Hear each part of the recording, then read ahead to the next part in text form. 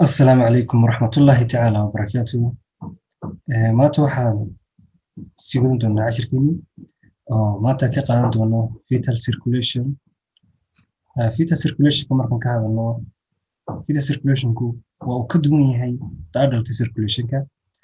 Hore waxaan uga soo hadalnay adult circulation. Haddii aanad fahansanayn dib ugu cesho markaad soo fahanto adult circulation disease kani aad buu kugu fududan doonaa. Haddaba fetal circulationku wuxuu kaga duwan yahay adultiga. The lungs, kidney, and gastrointestinal system in fetuska marka la joogo ma shaqaynayaan ilaa iyo inta uu ilmaha yari kasoo dhalanayo. Inta ka horeysa bloodiska ama oxygenta iyo nutrientska oo ilmaha yar u baahan yahay wuxuu ka helaa motherista, hooyada ayuu ka helaa, isagoo usoo mareyso balasantaha oo kasoo qaadayaan vein, umbilical vein. This is placenta. Tani waa placentihii. Placenታhaasi waxay leedahay waa two umbilical artery oo ilmaha yar ka soo qaada dhiigga, iyo two umbilical arterygaas oo ka yimaada xagga fetuska oo isagoo wada deoxygenated blood, waste product iyo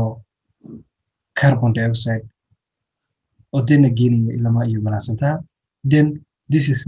waa umbilical vein. Umbilical vein-kaasoo isagu placentaha ka soo qaada oxygenated bloodska, oxygenta iyo nutrientska uu u baahan yahay fetusku, kaasi oo jirka saas ku geeya. Haddaba waxaan ka hadli doonaa waa two umbilical artery. Here waa aortii. Aortahaas oo midabkiisu yahay pinki. Sababta uu pinki u noqdana ay tahay in aanu ahayn full oxygenated blood, laakiin uu yahay oxygenated blood iyo deoxygenated blood oo isku jira. Sababtana waxaad ka dhex arki doontaan oo u noqdayna videogaad ka dhex arki doontaan insha Allah. Haddaba aortahaas wuxuu qaybsamaa two branches oo qaybsamaa oo two iliac artery uu qaybsamaa. Iliac artery arterygaasina wuxuu sii qaybsamaa branches, internal iliac artery iyo external iliac artery. Marka labada internal iliac arteryga ayaa wax ka sii branches galoma waa umbilical artery. Umbilical arterygaas oo isagu dhiigga qaadaya oo geenaya ilmaha iyo placentaha. Dhiigga umbilical arteryga uu wado oo isagu ka kooban waste product, deoxygenated blood iyo carbon dioxide oo geenaya ilmaha iyo placentaha. Then marka placentaha uu tago, waxa lagu capillary of the placenta wuxuu qaadi doonaa wixii deoxygenated blood iyo carbon dioxide waste productigi. Then waxa soo geli doona umbilical vein-kaasi wuxuu soo qaadi doonaa nutrientigi iyo oxygenta uu u baahan yahay ilmaha yar. Marka umbilical vein-kan ka hadlayno, hemoglobintu waa high ayay soo jiidasho u leedahay, xoog bay soo jiidasho marka loo eego adultiga. Taana waa sababta keenaysa in deficient gradient uu sameysmo mother oxygenta ay qaadato hooyadii. Si deficient gradient sababta u sameynaya ay tahay in umbilical vein-kaasi uu soo jiido hemoglobinta dhiigga ku jirta ee ilmaha yar uu soo jiidanayso hemoglobin fara badan marka loo eego adultiga. Haddaba umbilical vein-kaasi marka uu dhiigga soo qaado nutrientiga iyo oxygenta wata, wuxuu soo maraa halkaas soo maraa. Then wuxuu qaybsamaa labo. This is oo ah hepatic portal vein oo si toos u geeya dhiigga liverska, iyo this is oo ah ductal veins oo isagu ku daraya dhiiggii inferior vena cava. This waa inferior vena cava bluega. Sababta blue u noqdana waxa weeye waxa uu soo qaadaa deoxygenated blood oo ilmaha yar ka soo qaadayo. Then dhiiggii oxygenta lahaa ayaa wax lagu dari doonaa inferior vena cava ayuu raaci doonaa umbilical vein-kaasi. Then wuxuu si toos u tegi doonaa right atriumka. Haddaba right atriumka markaan ka hadalno, right atriumka is right atrium, right ventricle, left atrium iyo left ventricle. And this is foramen ovale. Foramen ovale-kaasi isagu wuxuu connected u yahay between the right atrium and left ventricle. Then dhiigga markuu imaado, markaan ka hadalno in the fetus, the heartiga, normally heartigu wuxuu leeyahay in uu left ventricle tick noqdo, right ventricle uu tick noqdo in adultiga marka la joogo. Laakiin in fetuska waa the same. Right ventricle waa tick, left ventricle waa tick, maadaama oo ay dhiigga si toosa u wada gudbinayaan mar ahaantan. haddaba markuu dhiiggaasi imaado right atriumka markuu imaado waxaa si toos loogu soo gudbiyaa right ventricalka halka aw dhiigga qaarkiina aw maro si toos u tago left atriumka oo this is foramen ovale-kaasi isagu waa connection wuxuu ka dhexeeyaa xidhiidh waa hoolkaasoo xidhiidh wadaagsiiya right atriumka iyo left atriumka maadaama oo oxygen ka imaanin xagga langiska oxygentii laga soo qaaday balasantaha madarista wuxuu si toosa halkaa marka uu joogo right atriumku yimaado wuxuu si toos u tegi doonaan left atriumka then left atriumkana wuxuu si toos loogu soo gudbin doonaa left ventricalka waa marka la sii bamgareeyo si toos u tegi doonaa aortaha then aortahaas marka uu tago saasuu circulation ku tegi doonaa haddaba right atriumka markaan ka hadalno sidoo kaleeto wuxuu iman doonaa right ventricalka markuu yimaadana wuxuu si toos isaguna u gudbin doonaa pulmonary venkaas markuu u gudbiyo wuxuu tegi doonaa aortaha aan ku muujino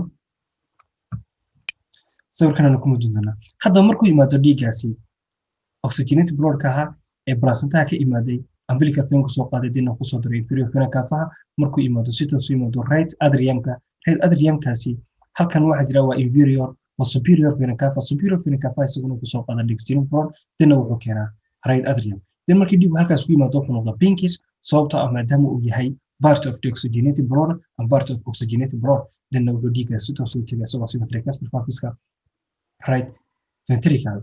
bartigiisuna sidoo kale wuxuu tagaa oxygenated bloodkaasi wuxuu maraa isagoo maraya foramen ovalis oo si toos u tago left ventricle haddaba markuu joogo right ventricalka waxaa la bamgareeyaa wuxuuna maraa pulmonary artery-ga markuu tago dhiiggaas wuxuu tagaa lungiska diffusion xaggaas markuu tago lungis this is right lungis and left lungis uu tagaa sidoo kaleeta halkan waxaa jira waa ducti anterioriskaas wuxuu isku xidhaa pulmonary artery-ga iyo aortaha dhiigga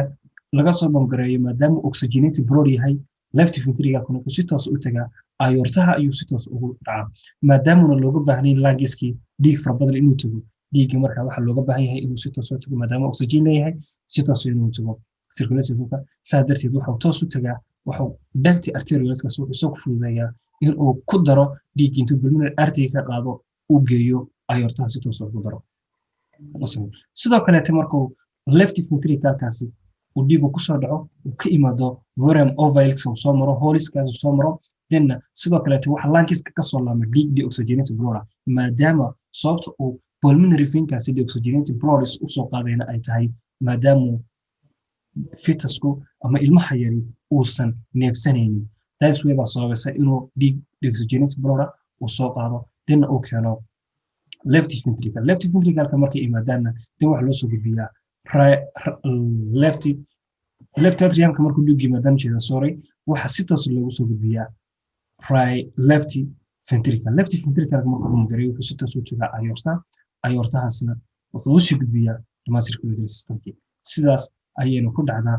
in uu maxay ahayday fetal circulatory den haddaba waan hadda ka hadalnay oo aan kasoo hadalnay inuu ilmaha leeyahay two umbilical artery den umbilical artery-gaasina uu dhiiga kasoo qaadaan ilmaha yar dhiiga tiigu kasoo qaadaan ayna geeyaan balasantaha den markay geeyaan balasantahaasna umbilical vein balasantiga soo qaado nutrientigii marka umbilical artery-ga ay wadaan deoxygenated blood carbon dioxide waste product then umbilical vein-gaasina uu soo qaado oxygen iyo nutrientiga ilmaha yar u baahan yahay then uu si toos u geeyo halkaas markuu joogan uu qaybsamo hepatic portal vein uu qaado una geeyo lephriska sidoo kaleete ductive veinousna uu qaado una ku daro inferior vena cava dina la geeyo right atriumka marka la geeyna si toosa qayb ay ugu tago left ventricle maadaama xiriir ka dhexeeyo holiskaas uu ka dhexaysiinayo sidoo kaleetana uu tago right ventricalka marka uu tago right ventricalka bamgareeyo ilmaha iyo aortaha then aortaha marka loo bamgareeyo sidoo kaleete pulmonary artery marka uu marayo pulmonary artery-gaasi waxa uu dhiiga geenayaa lungiska then haddaba maadaama ilmihii yara una neefsanayn loogama baahno more blood mar haddii more blood looga baahnayna waxaa jira ducti arteriolskaas oo isku xidha pulmonary artery-ga iyo aortaha si uu dhiiga oxygen-ta leh ee right ventricalka looga soo bamgareeyo uu si toos u tago ayortaha din ayortuhuna oo sidaas ku sii geeyo domestic literacy looga baxna sidoo kaleete insha Allah fiidiyogan waxaan ku soo koobi doonaa inta ku kulmi doono fiidiyooga xiga oo aan kaga hadli doono insha Allah isbedelka ku imaanaya fetuska marka uu soo dhasho insha Allah waxaan niga tagi doonaa sida iyo maana Allah assalaamu calaykum wa rahmatullahi ta'ala wa barakatuh